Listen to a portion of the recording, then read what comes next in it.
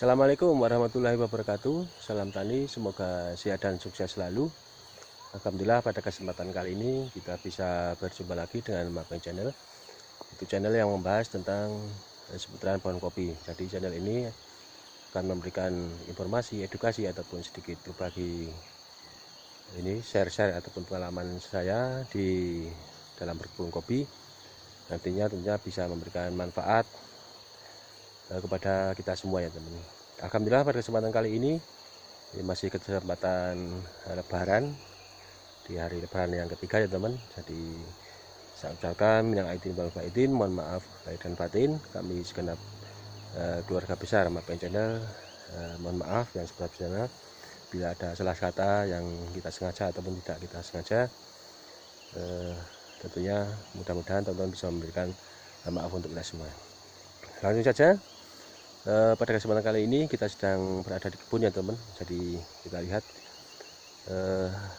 ini perkembangan perkebunan ketika ini buah kopi sebentar lagi menuju fase panen ya teman. Jadi kalau kita lihat sekarang juga ini kondisi cuaca ini masih sering hujan tiap hari ya teman. Jadi faktor alam juga mempengaruhi cepat atau tidaknya ini fase pemanenan tiba. Ketika curah hujan sangat tinggi, ini tentunya untuk menuju buah merah tentunya lebih lambat teman-teman bila dibandingkan dengan ketika hujan sudah ini jarang-jarang. Jadi itu juga berpengaruh terhadap cepat atau tidaknya musim panen tiba. Jadi yang harus diperhatikan adalah ini kita mempersiapkan dan juga melakukan perawatan secara intensif dalam rangka ini menuju ke fase panen. Jadi harapannya agar panen bisa maksimal, karena kalau kita lihat ketika curah hujan masih tinggi dan sering terjadi hujan di malam hari, ini rawan sekali masih terjadi keruntukan buah ya teman. Jadi kalau kita lihat banyak sekali terjadi keruntukan ini bila dibandingkan dengan kemarin-kemarin pas kita ini share ini, ternyata ini tetap masih berkurang untuk buahnya karena terjadi keruntukan buah. Yang harus dilakukan untuk meminimalisir ini, tentunya teman-teman harus melakukan perawatan insentif, pemangkasan dan lain sebagainya. Ini kalau kita lihat pemangkasan untuk tanaman naungan, ketika kita bisa melihat secara visual apakah sinar matahari bisa menyinari secara langsung tumbuhan atau tanaman kopi atau tidak, itu harus diperhatikan teman.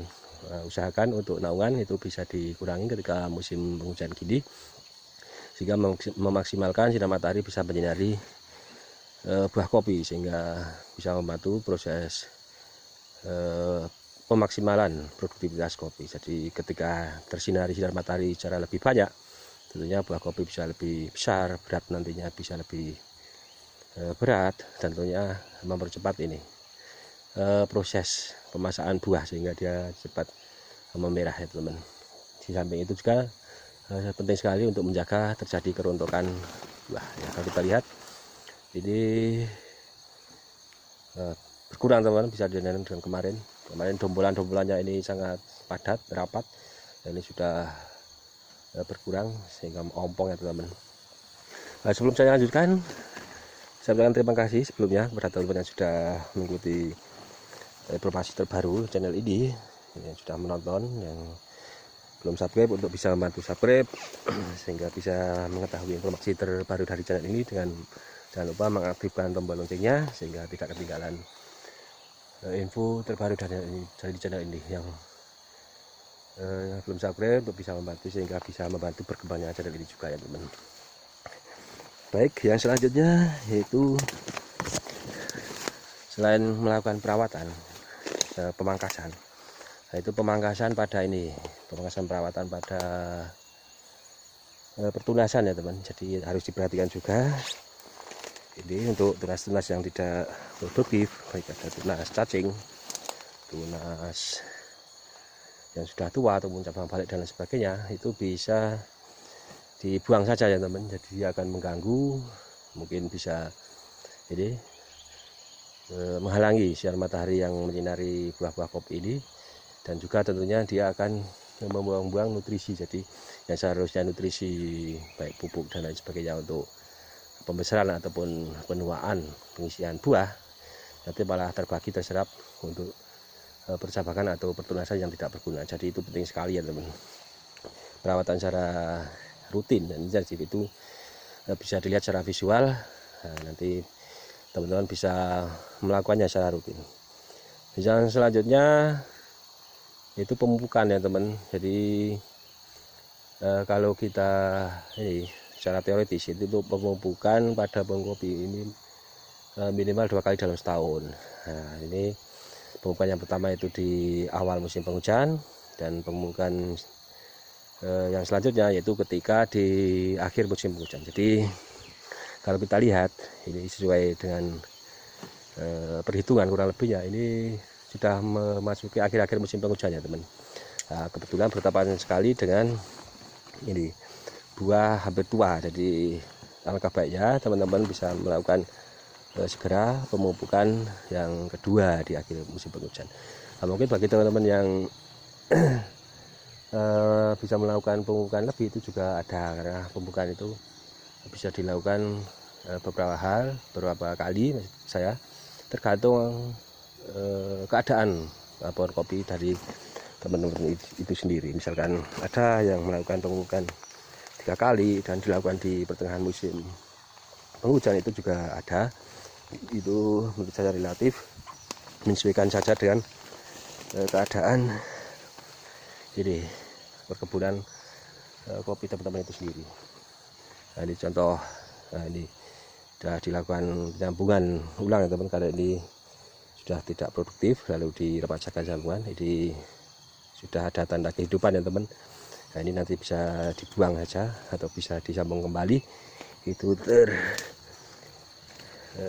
nanti tergantung setelah kita ini panen teman. Jadi ketika panen nanti kita akan melakukan pangkas besar-besaran, yaitu pangkas sortasi. Jadi nanti untuk cabai yang tua langsung kita buang. Jadi sudah kita persiapkan bahan di atas ya nantinya untuk pembuahan tahun 2026 ya teman. Jadi itu salah satu juga suatu cara untuk menjaga kestabilan buah kopi bertahunnya. Di penyimpanan bahan itu sangat penting sekali. Ini contoh tunas cacing ya teman, jadi kita buang saja karena dia tidak berguna. Nah, jadi tunas cacing sudah saya jelaskan, sedikit saya bahas. Jadi gini, bentuknya kecil ya teman, dia hanya tumbuh biasanya 2 atau 3 ruas.